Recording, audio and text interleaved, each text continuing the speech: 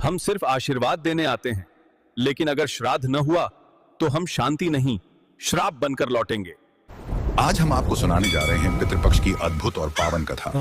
यह कथा केवल सुनने मात्र से ही मनुष्य के जीवन के सब पाप नष्ट हो जाते हैं। जो भी व्यक्ति श्रद्धा और मन से इस कथा को सुनता है, उसके ऊपर यदि पितृदोष हो तो वह समाप्त हो जाता है। उसके जीवन के सारे दुख, दरिद्रता और विघ्न बाधाएं मिट जाती हैं। उसके घर में सुख समृद्धि का वास होता है और धन धान्य की कभी कमी नहीं रहती। यह कथा सुनने वाले को पूर्वजों का आशीर्वाद मिलता है और उसका जीवन खुशियों और सौभाग्य से भर जाता है। पितृपक्ष का महत्व अत्यंत गहरा है। शास्त्रों में कहा गया है कि इस समय हमारे पूर्वज स्वयं धरती पर आते हैं और अपने वंशजों से तर्पण और स्मरण की अपेक्षा करते हैं। जब हम उनका विधिपूर्वक स्मरण करते हैं तो वे संतुष्ट होकर हमें आशीर्वाद देते हैं। उनके आशीर्वाद से जीवन में सफलता, शांति और प्रगति का मार्ग प्रशस्त होता है। लेकिन यदि उन्हें भुला दिया जाए तो उनका असंतोष परिवार में दुख और विघ्न बढ़ा देता है। इसीलिए पितृपक्ष केवल एक धार्मिक पर्व नहीं, बल्कि यह हमारे पूर्वजों के प्रति कृतज्ञता व्यक्त करने का सर्वोच्च अवसर है। यही महान कथा भगवान श्री कृष्ण ने अपने प्रिय वाहन गरुड़ जी को सुनाई थी। जब गरुड़ जी ने विनम्र भाव से भगवान से प्रश्न किया, हे प्रभु, पितृपक्ष का इतना महत्व क्यों है? इसमें क्या रहस्य छुपा है और क्यों कहा जाता है कि इसे मानने से जीवन के सारे दोष मिट जाते हैं? तब भगवान श्री कृष्ण ने मधुर मुस्कान के साथ कहा, गरुड़, पितृपक्ष का महत्व शब्दों में नहीं समा सकता। इसे समझने के लिए तुम्हें एक कथा सुननी होगी। इस कथा को सुनने मात्र से ही पितृदोष समाप्त होते हैं, जीवन से दुख और दरिद्रता दूर हो जाती है और घर परिवार में सुख और समृद्धि का वास होता है। और फिर भगवान श्री कृष्ण ने गरुड़ जी को वह अद्भुत कथा सुनानी प्रारंभ की। दोस्तों, आप भी इस कथा को ध्यानपूर्वक अवश्य सुने। इस कथा के श्रवण मात्र से मनुष्य के सभी पाप और दोष नष्ट हो जाते हैं। पितृदोष से मुक्ति मिलती है, सभी कर्ज उतर जाते हैं और धन, धान्य तथा संपत्ति की प्राप्ति होती है। साथ ही सुंदर और गुणवान पत्नी का लाभ होता है। संतानहीन को संतान की प्राप्ति होती है। यह कथा अत्यंत महान है और विशेषकर पितृपक्ष में इसका श्रवण अवश्य करना चाहिए। इस कथा के सुनने से पितरदेव प्रसन्न होकर वरदान देते हैं। श्री कृष्ण कहते हैं, हे गरुड़, प्राचीन काल की बात है। रुचि नामक एक राजा थे। उन्होंने संसार के मोह माया को त्याग दिया और निर्भय होकर ब्रह्मचर्य का पालन करते हुए पृथ्वी पर विचरण करने लगे। वे संसार की सभी भोग विलास की वस्तुओं को छोड़ चुके थे। उन्होंने घर गृहस्थी से भी नाता तोड़ लिया था। वे केवल एक बार भोजन करते और अधिकतर वन में ही विचरण करते रहते थे। राजा रुचि को ऐसा वैराग्य धारण किए देख उनके पितृगण अत्यंत दुखी हो गए। उन्होंने सोचा, हमारा वंशज यदि इस प्रकार संन्यास ले लेगा तो वंश की वृद्धि कैसे होगी? इससे तो वंश नष्ट हो जाएगा।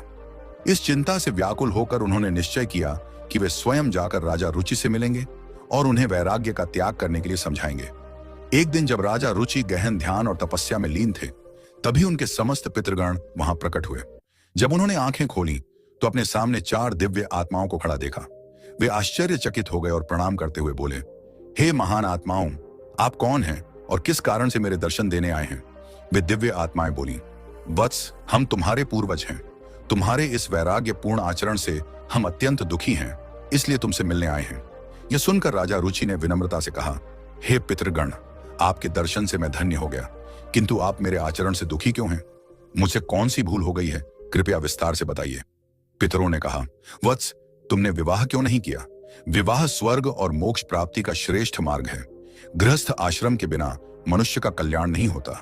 गृहस्थ में रहकर ही देवताओं, पितरों, ऋषियों और अतिथियों की सेवा की जा सकती है। विवाह और संतान के बिना मनुष्य देवऋण और पितृऋण से मुक्त नहीं हो सकता। संतान उत्पन्न किए बिना स्वर्ग की प्राप्ति असंभव है। यदि तुमने विवाह नहीं किया तो मृत्यु के बाद तुम्हें नरक मिलेगा और अगले जन्म में भी दुख भोगने पड़ेंगे। राजा रुचि ने उत्तर दिया, हे पितरों, विवाह करना अत्यंत दुखदायी है। इससे पाप बढ़ता है और अंत में अधोगति मिलती है। इसी कारण मैंने विवाह का त्याग किया है। स्त्री के साथ संबंध करने से मुक्ति नहीं मिलती। जो व्यक्ति अविवाहित रहकर विद्या अर्जित करता है और ज्ञान से आत्मा को शुद्ध करता है, वही श्रेष्ठ है। इसीलिए मैंने ब्रह्मचर्य का मार्ग चुना है। यह सुनकर पितरों ने कहा, वत्स, तुम्हारी बात उचित है कि इंद्रियों को वश में रखकर आत्मा को ज्ञान से निर्मल करना चाहिए, किंतु यह कल्याण का पूर्ण मार्ग नहीं है। यज्ञ, तप और दान के द्वारा अमंगल दूर होते हैं। जो शुभ और अशुभ कर्म फल की इच्छा रहित होकर किए जाते हैं, वे बंधन का कारण नहीं बनते। पूर्व कर्म का क्षय केवल भोग से ही होता है।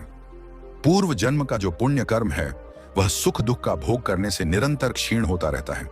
तब अर्षि रुचि ने कहा, हे पितामह, वेदों में कर्म मार्ग के प्रतिपादन द्वारा अविद्या और माया की पुष्टि की गई है, फिर आप मुझे विवाह करने के लिए क्यों प्रेरित कर रहे हैं? विवाह करने से तो मेरा अनिष्ट ही होगा। पितरों ने उत्तर दिया, वत्स, यह सत्य है कि कर्म अविद्या है, किंतु विद्या प्राप्त करना भी एक प्रकार का कर्म है। शास्त्रों में जो विहित कर्म बताए गए हैं, सज्जन पुरुष उनका उल्लंघन नहीं करते। उन्हीं के पालन से मोक्ष की प्राप्ति होती है। शास्त्रों में विवाह का आदेश दिया गया है। विवाह न करने वाले पुरुष को मुक्ति नहीं मिलती। संतान के बिना मोक्ष संभव नहीं है। संतान के द्वारा किए गए श्राद्ध कर्म से ही पितरों की तृप्ति और पुरुष को मुक्ति मिलती है। इसलिए हे पुत्र, तुम विधि पूर्वक विवाह करो। यदि विवाह नहीं करोगे तो तुम्हारे सभी कर्म व्यर्थ हो जाएंगे और तुम विफलता को ही प्राप्त करोगे। हमारे वंश के नष्ट होने पर हम पितरों की आत्माएं भी अतृप्त रह जाएंगी। पितरों ने आगे कहा, वत्स, विवाह करके संतान उत्पन्न करने से ही तुम अपने पितरों को संतुष्ट कर सकोगे। श्री कृष्ण कहते हैं, हे गरुड़। पितरों के ऐसे वचन सुनकर श्री रुचि को बड़ी ग्लानि हुई और उन्होंने विवाह करने का निश्चय किया। तब उन्होंने अपने पितरों से कहा, हे पितृगण, अब मैं वृद्ध हो गया हूं, मुझे कौन अपनी कन्या देगा? वैसे भी वृद्धावस्था में विवाह करना अत्यंत कठिन है।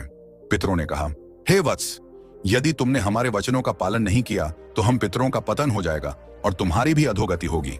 इतना कहकर वे अदृश्य हो गए। श्री कृष्ण कहते हैं, हे गरुड़। पितरों की बातें सुनकर और श्री रुचि अत्यधिक व्याकुल हो उठे। वे अपने पितरों की मुक्ति के लिए विवाह करने का विचार करते हुए कन्या की खोज में पृथ्वी पर विचरण करने लगे, किंतु उन्हें कहीं भी योग्य कन्या न मिली।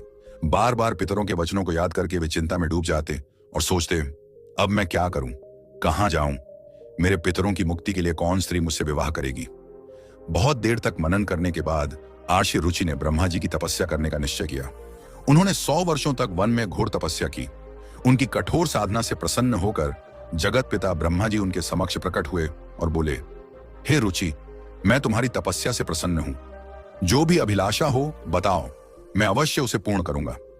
ऋषि रुचि ने विनम्रता पूर्वक प्रणाम करते हुए कहा, हे परमपिता, मेरे पितरों ने मुझे संतान उत्पन्न करने का आदेश दिया है, किंतु मुझे विवाह योग्य कोई कन्या नहीं मिल रही।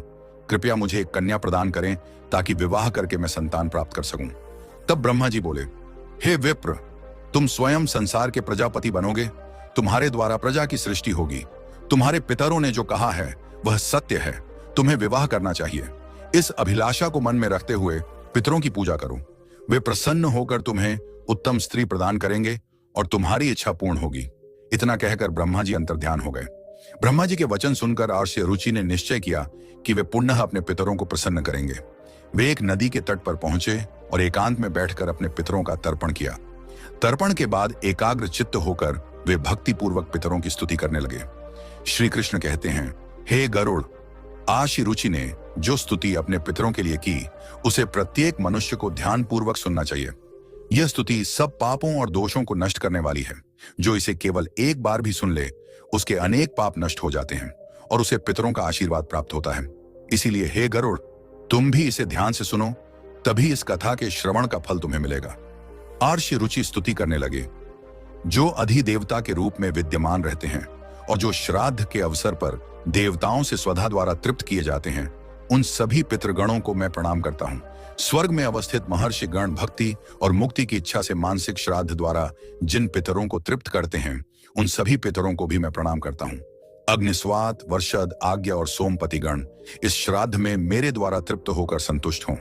अग्निस्वात पितर मेरी पूर्व दिशा की, वर्षद पितर दक्षिण दिशा की, आज्ञा पितर पश्चिम दिशा की और सोमपति पितर उत्तर दिशा की रक्षा करें। ये सभी पितृगण भूत, प्रेत, पिशाच और असुरों के कारण उत्पन्न दोषों से सदा हमारी रक्षा करें। विश्व, विश्वभुक, आराध्य, धर्म, धान्य, शुभानंद, भूतिकृत और भूति नामक 9 गण, कल्याण, कल्द्र, श्रेय, कलता, हेतु और अनघ नामक 6 गण तथा वर, वरेण्य, वरद, तुष्टि, पुष्टि, विश्वपात और धाता नाम से विख्यात 7 गण और महात्मा, महित, महिमा, महावान और महाबल नामक 5 गण, इन सभी पितरों को मैं प्रणाम करता हूँ। ऋषि रुचि की इस स्तुति से समस्त पितृगण प्रसन्न हो गए। उसी समय एक दिव्य तेज उत्पन्न हुआ जिसने आकाश मंडल में चारों ओर प्रकाश फैला दिया और संपूर्ण विश्व को अपने तेज से आच्छादित कर लिया। उस अद्भुत प्रकाश को देखकर श्री रुचि घुटनों के बल बैठकर पुनः अपने पितरों की स्तुति करने लगे। उनकी स्तुति सुनकर पितृगण अत्यंत प्रसन्न होकर उनके सम्मुख प्रकट हुए। अर्षि रुचि ने पुष्प, गंध और विविध नैवेद्य अर्पित किया।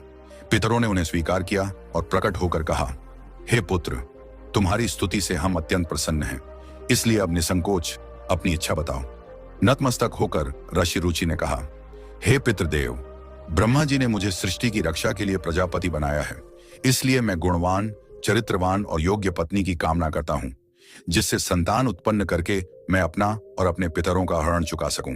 तब पितरों ने कहा, वत्स, इसी स्थान पर इसी क्षण तुम्हें उत्तम और मनोरमा पत्नी की प्राप्ति होगी। उसी से तुम्हें एक तेजस्वी पुत्र उत्पन्न होगा, जो बुद्धिमान और बलशाली होगा। उसका नाम रोच होगा और वह तीनों लोकों में प्रसिद्ध होगा। उसके भी अनेक महापराक्रमी और पृथ्वी का पालन करने वाले पुत्र होंगे। यह कहकर समस्त पितृगण आशीर्वाद देकर अंतर्ध्यान हो गए। पितरों के अंतर्ध्यान होते ही उनकी कृपा से उसी समय नदी के मध्य से एक अद्भुत दृश्य प्रकट हुआ। वहां से प्रमलोचा नामक एक अत्यंत सुंदर, मन को मोह लेने वाली अप्सरा प्रकट हुई। वह महात्मा रुचि के समीप आई और मधुर वाणी में बोली, हे तपस्वी श्रेष्ठ, वरुण के पुत्र महर्षि पुष्कर की एक अतिशय सुंदर कन्या है, जिसका नाम मानिनी है। मैं उसी रूपवती कन्या को आपके लिए भार्या स्वरूप प्रदान करती हूँ। आप उससे विवाह करें। उस कन्या से आपको अतिशय बुद्धिमान पुत्र उत्पन्न होगा, जिसका नाम मनु होगा। इसके बाद प्रजापति रुचि ने उस अप्सरा द्वारा प्रदत्त कन्या मानिनी से विधिपूर्वक विवाह किया। श्री कृष्ण कहते हैं, हे गरुड़, इस प्रकार आशी रुचि ने अपने पितरों को प्रसन्न करके योग्य पत्नी प्राप्त की और अपने वंश की वृद्धि की। इसके बाद भगवान श्री कृष्ण ने गरुड़ जी को पितरों को प्रसन्न करने के अनेक उपाय बताए। उन्होंने कहा कि ये उपाय मनुष्य के जीवन से पितृदोष को समाप्त करते हैं और पितरों की कृपा प्राप्त करने में सहायक होते हैं। श्री कृष्ण ने कहा, पितरों को प्रसन्न करने का सबसे पहला और मुख्य उपाय तर्पण है। तर्पण का अर्थ है पितरों को जल अर्पित करना। पितृपक्ष में पवित्र जल लेकर काले तिल, दूध और कुश के साथ पितरों का आह्वान करते हुए श्रद्धा से जल अर्पण करना चाहिए। तर्पण करते समय एयुएम पितृभ्यः स्वधा मंत्र का उच्चारण करने से पितर प्रसन्न होकर आशीर्वाद देते हैं। उन्होंने आगे कहा, श्राद्ध कर्म पितरों की तृप्ति के लिए अत्यंत आवश्यक है। इसमें पितरों के निमित्त सात्विक भोजन, फल और वस्त्र अर्पित किए जाते हैं। श्राद्ध करने वाले को ब्राह्मणों को भोजन कराना चाहिए और उन्हें वस्त्र व दक्षिणा देकर आशीर्वाद लेना चाहिए। श्राद्ध के दिन विशेष रूप से खीर, पूरी, सब्जी और अन्य सात्विक भोजन बनाकर पितरों को अर्पित करना चाहिए। तीसरा उपाय श्री कृष्ण ने बताया, गाय, ब्राह्मण और अन्य जीवों को भोजन कराना। विशेषकर गाय, कुत्ते और कौवे को भोजन देने से पितर तृप्त होते हैं। श्राद्ध के दिन गाय को रोटी और हरी घास तथा कौवे को चावल और खीर अर्पित करना विशेष शुभ माना जाता है। इससे पितरों की कृपा मिलती है और पितृ दोष का नाश होता है। फिर श्री कृष्ण ने कहा, पीपल और तुलसी के वृक्ष की पूजा करना भी पितरों को प्रसन्न करने का श्रेष्ठ उपाय है। पीपल का वृक्ष पितृगणों का निवास स्थान माना जाता है, जबकि तुलसी देवी लक्ष्मी का प्रतीक है। श्राद्ध के दिन पीपल और तुलसी की पूजा करके तथा पीपल के नीचे दीप जलाकर पितरों को तृप्त किया जाता है। इससे पितर प्रसन्न होकर परिवार को सुख, समृद्धि और आशीर्वाद प्रदान करते हैं। भगवान श्री कृष्ण ने गरुड़ जी से कहा, जो व्यक्ति पितृदोष से पीड़ित होता है उसे गया जी या अन्य पवित्र तीर्थों पर जाकर पिंडदान करना चाहिए। गया जी में किया गया पिंडदान पितरों को संतुष्ट करता है। वे मोक्ष प्राप्त करते हैं और अपने वंशजों को आशीर्वाद देते हैं। पिंडदान के समय काले तिल, कुश और चावल का उपयोग कर पितरों को अर्पण करना चाहिए। यह प्रक्रिया उनकी आत्मा को शांति और तृप्ति देती है। श्री कृष्ण आगे कहते हैं, पितरों को प्रसन्न करने के लिए श्राद्ध पक्ष में व्रत रखना चाहिए। इस समय सात्विक आहार ग्रहण करना चाहिए और ब्रह्मचर्य का पालन करना चाहिए। श्राद्ध पक्ष में मांस, मदिरा और तामसिक आहार का सेवन नहीं करना चाहिए। व्रत के दौरान भगवान विष्णु, शिव और देवी लक्ष्मी की आराधना करनी चाहिए। इससे पितरों की आत्मा को शांति मिलती है और वे प्रसन्न होकर आशीर्वाद देते हैं।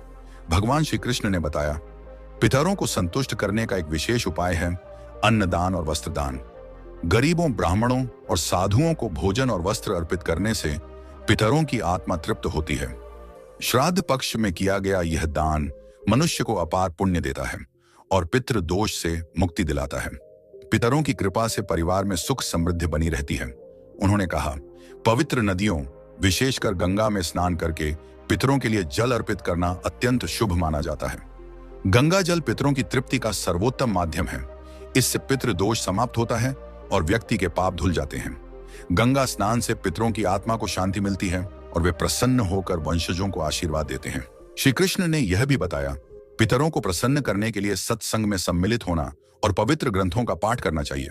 विशेष रूप से भगवत गीता का 11वां अध्याय पढ़ना अत्यंत लाभकारी है। इसके पाठ से पितरों की आत्मा को शांति मिलती है और वंशजों पर उनकी कृपा बनी रहती है। भगवान श्री कृष्ण ने अंत में कहा, जो भी व्यक्ति इन उपायों को श्रद्धा और विश्वास के साथ करता है, उसे जीवन में सभी प्रकार के सुख और समृद्धि प्राप्त होते हैं, पितृदोष से मुक्ति मिलती है और परिवार में शांति बनी रहती है। हे गरुड़, जो इन उपायों का पालन करता है, उसके पितर सदैव प्रसन्न रहते हैं। तो दोस्तों, इस प्रकार गरुड़ पुराण में पितृपक्ष की कथा और पितरों को प्रसन्न करने के उपायों का विस्तार से वर्णन मिलता है। यह कथा हमें सिखाती है कि पितरों की सेवा और तर्पण करना हर मनुष्य का परम कर्तव्य है। दोस्तों, उम्मीद है आपको यह कथा और जानकारी पसंद आई होगी। अगर अच्छी लगी हो तो इसे लाइक करें, परिवार और दोस्तों के साथ शेयर करें, चैनल को सब्सक्राइब करना न भूलें। आपका धन्यवाद।